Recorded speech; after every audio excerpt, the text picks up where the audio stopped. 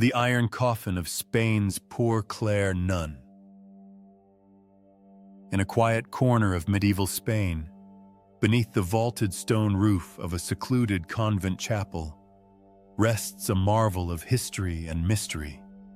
The iron coffin of Sister María de Jesús, a Poor Clare nun entombed in 1470.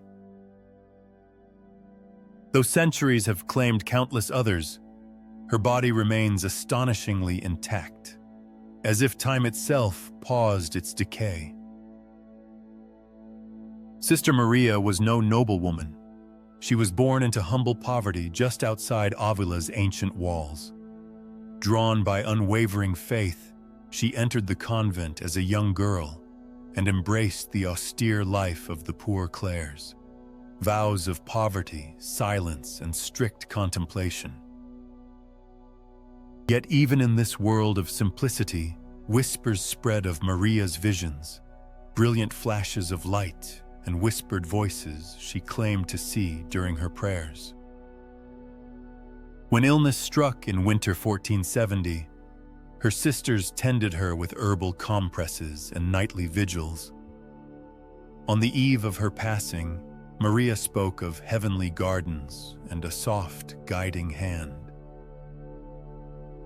Convinced of her sanctity, the abbess petitioned for an extraordinary burial, a coffin cast entirely of wrought iron, sealed meticulously to limit airflow. Though iron was less costly than gold or silver, it remained rare for burials, typically reserved for high-status patrons or revered holy figures, because of the labor-intensive forging and sealing process.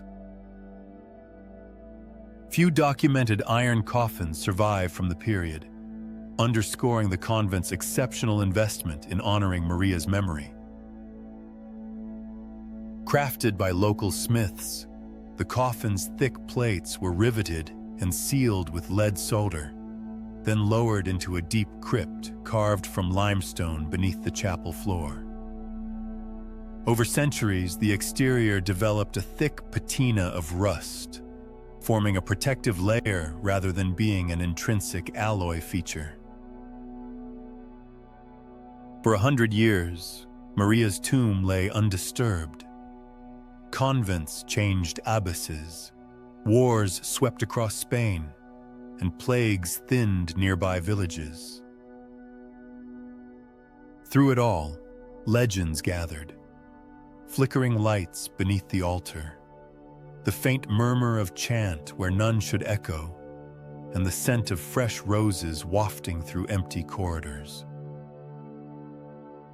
In 1570, curiosity and devotion converged when an inquisitor ordered an official exhumation. Torchlight danced on iron as monks pried the lid open. At last, they saw her. Skin, though darkened, retained a surprising suppleness. Hair lay smooth across her brow. Her face looked serene, as though at rest rather than at death's door. No signs of decay, no trace of embalming spices, only the silent witness of 5 centuries. Contemporary records describe both reverence and disbelief. Some worshipped at the site, seeing proof of divine favor. Others recoiled, convinced they'd disturbed a miracle. Intriguingly, convent logs note no embalming vessels or perfumed oils, nothing to explain Maria's state by known medieval methods. Later scholars proposed 2 leading theories.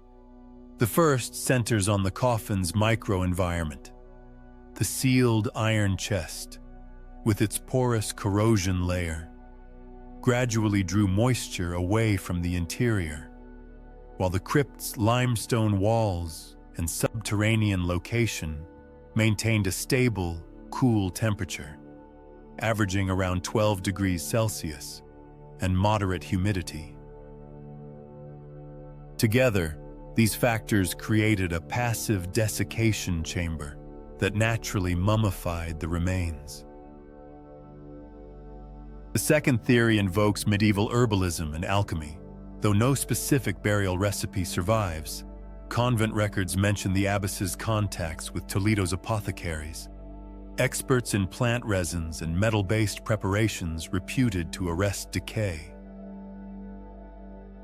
It's plausible that a thin coating of a secret herbal oil compound was applied to Maria's body before interment, complementing the coffin's drying environment. A more sensational rumor suggests Maria was entombed in a coma-like state. Potent soporifics, such as belladonna and opium, were known in the era. If they slowed her heartbeat and metabolism enough, she might have been mistaken for dead.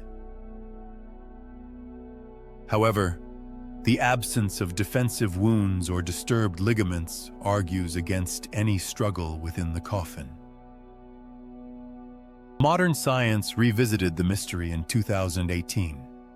With permission from ecclesiastical authorities, a multidisciplinary team employed high-energy X-ray imaging, similar to CT scanning, projecting beams through the metal to generate a 3D reconstruction without unsealing the coffin. Portable X-ray fluorescence then analyzed the iron's corrosion products, confirming a dense oxide layer rather than an unusual alloy composition. Environmental sensors installed in the crypt recorded remarkably consistent conditions over months. Steady temperatures around 12 degrees Celsius, relative humidity near 45%, and minimal airflow due to the thick stone walls and limited ventilation.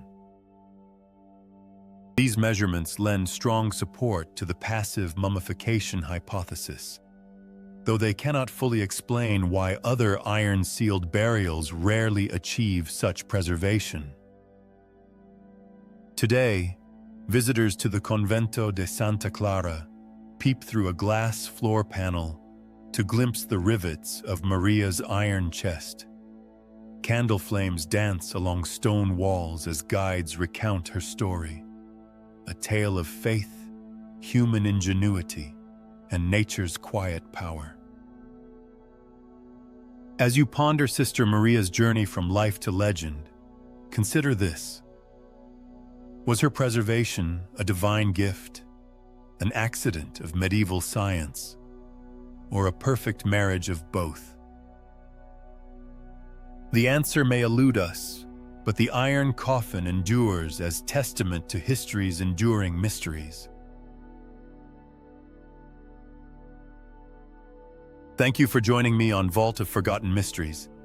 If you found this tale compelling, subscribe and ring the bell for more deep dives into the world's most enigmatic stories. Until next time, may your curiosity remain unsealed.